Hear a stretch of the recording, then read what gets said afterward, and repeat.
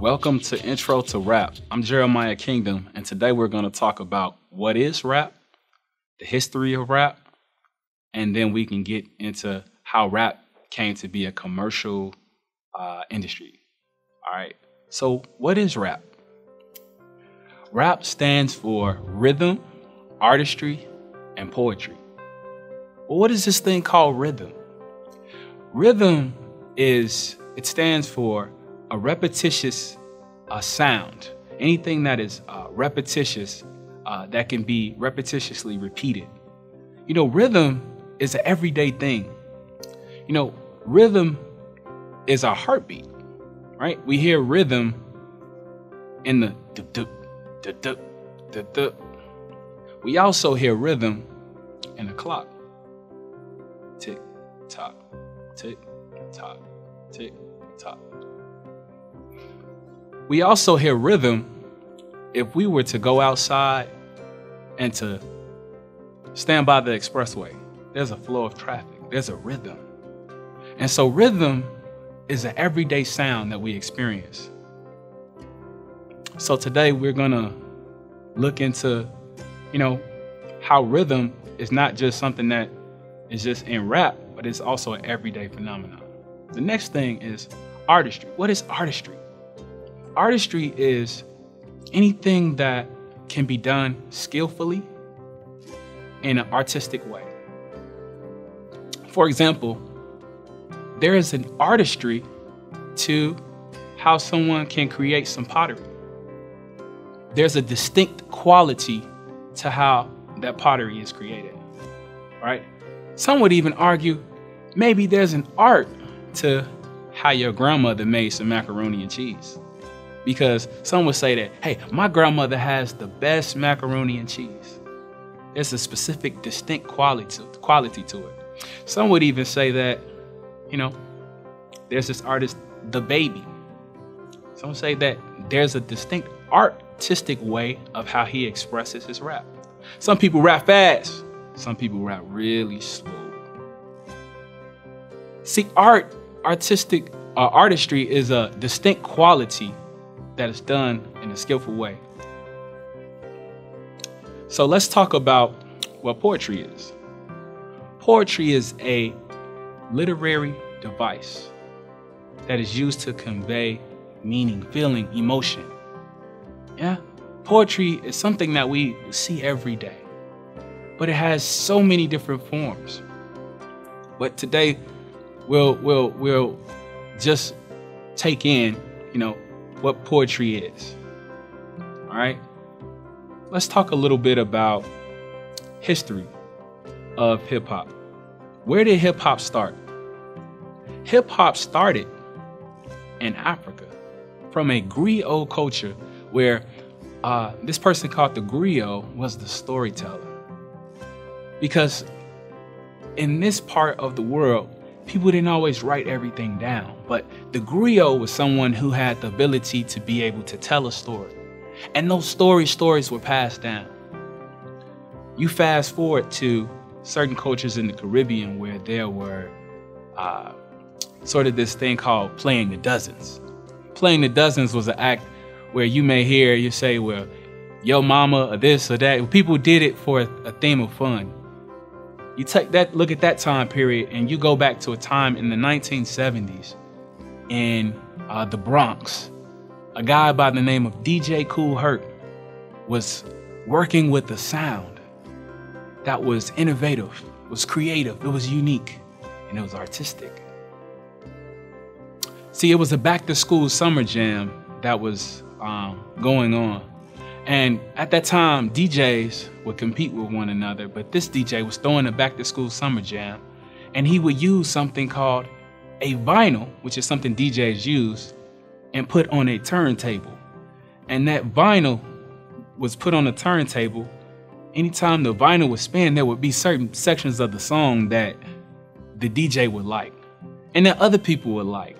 And so what the DJ would do was, every time he put his finger on the vinyl, he could find a certain section of the song. But there was this one part of the song that was distinctly unique to the people and the DJ. And so that, you know, we all had that part of the song that we love to hear. It's just so good. And that part for the DJ was called the break beat. That boop, boop, dap, boop, boop, boop, dap, boop, boop, boop, dap, boop, boop, dap, boop. That's the break beat. And so what DJ Kool Herc did was he identified that part of the song that he liked, that break beat, and he would stop that part in what you call loop. Loop, keep playing the same thing over and over.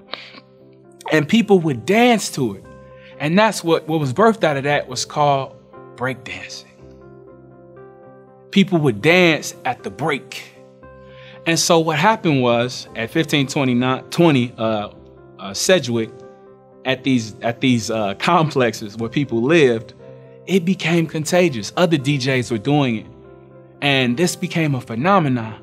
And this was sort of the birth of what you call hip hop. And so this particular thing birthed into other groups, guys like Africa Bambaataa, which created a socially conscious movement that basically took rap music to a space internationally where they used rap music to mentor youth, to have them rethink about violence in their communities. These were things that African Bambaataa did. Then you had guys like Grandmaster Flash and Melly Mel. You might hear this song if you never heard it. It's the famous phrase, "Don't push me, 'cause I'm close to the edge. I'm trying not to lose my head. Ha ha ha ha." It's like a jungle sometimes. It makes me wonder how I keep from going under. These were people who created music at that time. This was in the 70s. But you had a guy by the name, a group by the name of the Sugar Hill Gang. They took rap music to a place where it was rap's first commercially successful record. And that was in 1979.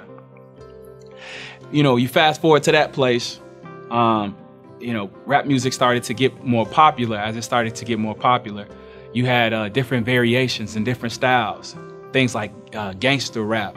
But, you know, there was one point in time where rap was socially conscious and different things like that. So this is important to know. Why is it important to know this? It's important to know where this came from and what it is. You had 5 elements to hip hop. You had DJing, you had Emceeing, you had beatboxing, you had breakdancing, and you had graffiti. All of these elements played a role to create a culture of what hip hop is. As we discussed, DJing played a primary role in what hip hop was in creating an atmosphere.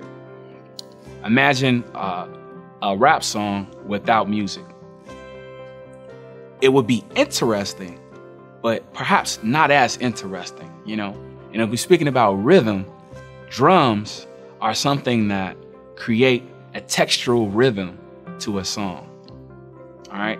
Emceeing didn't start to come to the forefront until MCs started to create more raps. They started to create different styles, and people started to see the MC and say, hey, you know, the DJ is really nice, but I really like to see this MC. And you can think of an MC as who is the MC? The MC is the master of ceremonies. You can see an MC at a wedding, right? You can see an MC at a church function. You can see an MC at parties. But in this particular case, the MC at the party would have rhymes. Yeah, he would have the ability to be able to rap. The next element was breakdancing, what you would call b-boying or b-girling. People had the ability to the break beat, they would get on the ground. It would be a cardboard box, or it would be you know, just a regular cardboard box. And they would dance to this break beat. They would do certain type of kicks in the air. And this quality was so mesmerizing. People had never seen anything like this before. It was something new, engaging, and creative. The fourth element was beatboxing. And the reason why beatboxing was important is because beatboxing was creating a rhythm. There may be a moment where the DJ wasn't playing the breakbeat and the beatboxer could say, so they created an additional rhythm with the MC. And so these are all components that just created a culture that allowed people to become liberated and free. And into this particular style of music in the urban setting. And the fifth point was graffiti. Many people may view graffiti as being something as bad, or some people may see it as good or bad. But let's just talk about the element of what graffiti was able to create. You know, graffiti was the usage of spray paint to create, names, crews, murals. And this was a way to visually express a culture.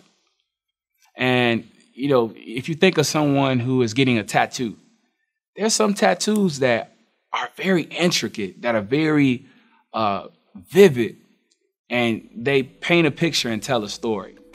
And these are elements to what make the history of hip hop.